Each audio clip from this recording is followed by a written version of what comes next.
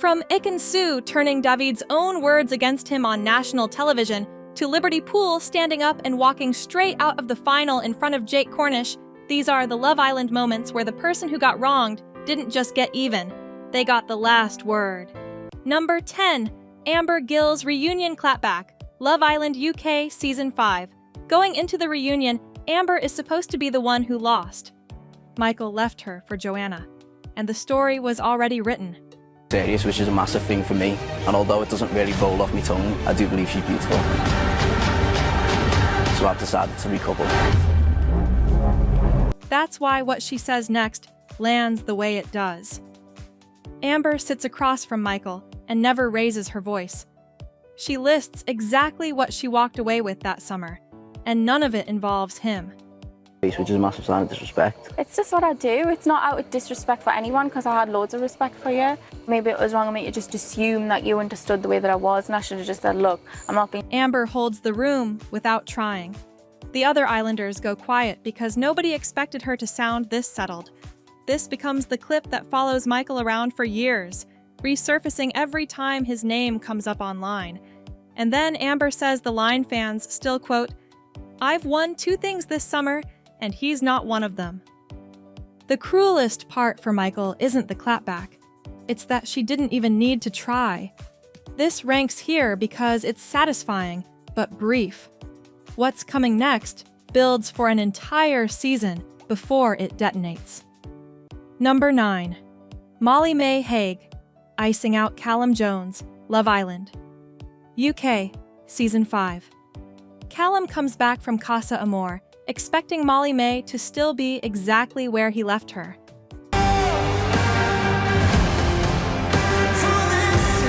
That expectation is the whole reason this works. Molly May doesn't argue. She simply stops giving him the reaction he's used to, and the silence does more damage than any speech could. Callum visibly struggles with the lack of a fight. I like feeling comfortable around someone. That's like really important to me. I don't want to feel awkward or uncomfortable or shy. Fans turn this into a masterclass in "No reaction is the best reaction," a reference point that outlasts the season. The fairest part is that Callum built the dynamic on assuming quick forgiveness. Watching that assumption fail in real time is the justice. This sits below what's coming because Callum's relationship eventually recovers. The next entry doesn't end nearly that cleanly. Number 8. Arabella Chee's silent takedown of Danny Bibby, Love Island UK, Season 5. Danny walks back in from Casa Amor, assuming Arabella will be waiting exactly as he left her. He miscalculates completely.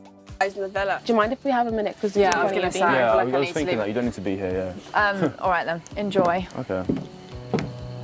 Arabella processes the recoupling in real time and delivers a reaction so composed it becomes the blueprint for every "I'm not even mad" moment after it.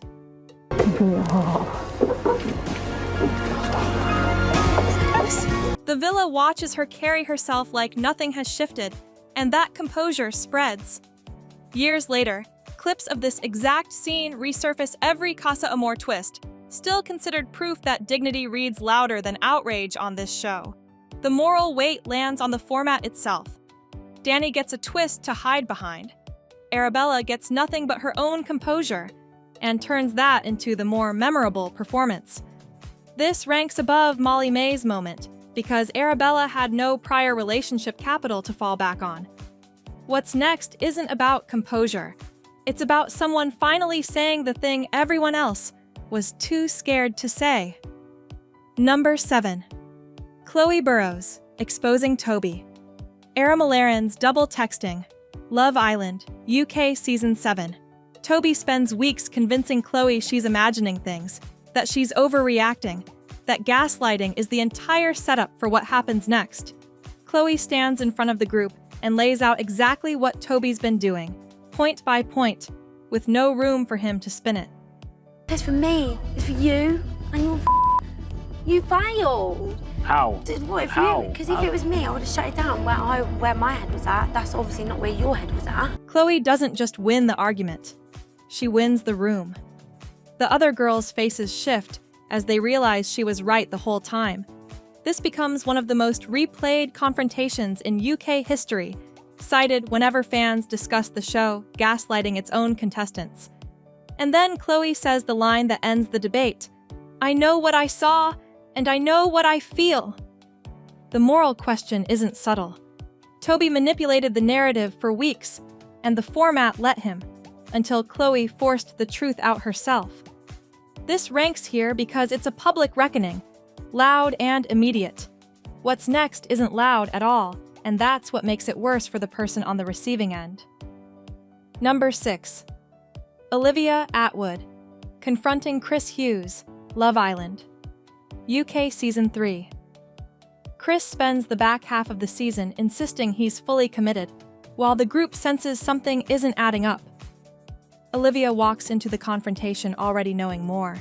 She goes straight at Chris with specifics, dates, comments, inconsistencies, and watches him scramble in real time. No, but it's things like, Chris, like, I've given you such a hard time and I'm gonna come across as everything that I'm not, which is like mean and a nag, because people are never gonna see it from my point. People are never gonna like get. I can't believe you're saying. The other Islanders recalibrate their read on Chris as it unfolds. This clip becomes one of the most cited "she read him for filth" moments in UK history, still pulled up whenever a new season produces something similar. The fairness question is straightforward. Chris built weeks of plausible deniability, and Olivia dismantled all of it in one conversation, with receipts. I feel a bit like I feel a bit like bad. Why? I don't know, because I could have left it like up to fate a little bit. I don't know, I just tried to. This sits below what's coming because Chris and Olivia's relationship survives past this point. What's next doesn't survive at all, and that's why it hits harder. If the moment you've been waiting for hasn't shown up yet, it's coming, because this is where the list stops being about drama and starts being about the moments that actually changed what Love Island is. If you're a fan who remembers exactly where you were when these aired, make sure you're subscribed, because the top entries aren't just the most satisfying. They're the ones that broke something that never fully got fixed. Number 5. Leah Kedeb's comeback. After being doubted, Love Island USA Season 6. Going into the back half of the season, the group has already decided Leah and Kenny won't last. That dismissal is exactly what Leah spends the rest of the season answering. She doesn't argue her case in private. She lets the relationship's staying power do the talking, while the group's predictions quietly fall apart around her. Jana and the others watch a couple they wrote off outlast almost everyone who doubted them. Fans track this arc in real time, and it becomes one of the most cited "the villa was wrong about her" storylines the American show has produced. The moral framing is simple. The villa positioned itself as judge of who deserved to last, and got the verdict wrong in the most public way possible. This ranks here because Leah's redemption plays out slowly, over weeks. What's next happens in a single moment, live, and that immediacy pushes it higher. Number 4. Celi Vasquez, calling out Johnny Middlebrooks, Love Island USA, Season 6. Johnny spends the season building a reputation as the guy who plays every angle without consequence. Celi walks into the reunion holding the conversation that finally forces accountability. She doesn't let Johnny reframe the season his way. She names exactly what he did, in order, and refuses to let the room move on until he answers for it. Nothing has changed with you, and that's okay. I feel like it's always been this way. You just try to wiggle your way through it. The other Islanders visibly shift as Celi speaks, several nodding along in a way they never did during the season, as if her version gives them permission to admit what they'd all been thinking. Fans replay this reunion segment constantly, treating it as the moment Johnny's edit finally caught up with his behavior. Have a different perception of each other and of our breakup and in our relationship. Okay, same Johnny, whatever. I just hope for the next person, you fucking take a pause and think about shit before. And then Celi says the line fans turned into the reunion's most quoted moment. You don't get to rewrite this just because the cameras stopped rolling. The cruelest part isn't what Celi says. It's that the format gave Johnny an entire season of soft landings, and the reunion was the first time anyone made him sit in what he'd done. This is where the list stops being about individual confrontations and starts being about moments the format itself couldn't protect the person from. Number 3. Casey O'Gorman, rejected on re-entry, Love Island, UK Season 9. Casey walks back in, assuming his Casa Amor actions will be forgiven the way they usually are. The villa and the girl waiting for him have other plans. Back! Casey! Casey! Not again! Who wants a kiss then? Casey barely gets through his explanation before the rejection lands, flat and immediate, in front of everyone who watched him make his choice. No one steps in to smooth it over the way the format usually allows. This becomes one of the most replayed rejections in UK history, one of the rare times the show doesn't let a Casa Amor return get quietly absorbed back in. This changed the whole season's momentum overnight. Fans never got over how clean the rejection was. The moral framing is direct. The format has spent years handing Islanders a path back from Casa Amor mistakes. And this is one of the rare times a partner refuses to let that path exist. This ranks here because the rejection is total, but contained to one relationship. What's next doesn't just end a couple, it ends the show's entire framing of what that couple was supposed to represent. Number 2, Liberty Pool, walking out of the final. Love Island, UK Season 7. Going into the final, Jake Cornish has spent the season being praised as the genuine one. Liberty is the only person in that villa who knows how untrue that is. She stands up on the final stage, live, and walks away from Jake before the show can hand them an ending neither of them believes in. The audience gasps audibly as the other finalists realize this isn't a bit, it's actually happening. This didn't just end a couple, it ended the show's entire narrative around Jake being the emotionally honest one. The fandom still hasn't fully moved on from how validating that walk-off felt. This crossed a line the format couldn't come back from, because the show built an entire finale around a couple that one half of had already emotionally left. This ranks above Casey's rejection because Liberty's walk-off doesn't just end a relationship. It ends a manufactured narrative live on the biggest stage the show has. Number 1. Ikinsu turning the tables on David Saint-Clemente, Love Island UK, Season 8. David spends weeks positioning himself as the one playing it straight, treating Ikinsu as the unpredictable one. That double standard is exactly what the rest of the season exists to dismantle. Ikinsu doesn't argue the label. She simply keeps being herself, until David is the one chasing reassurance instead of giving it.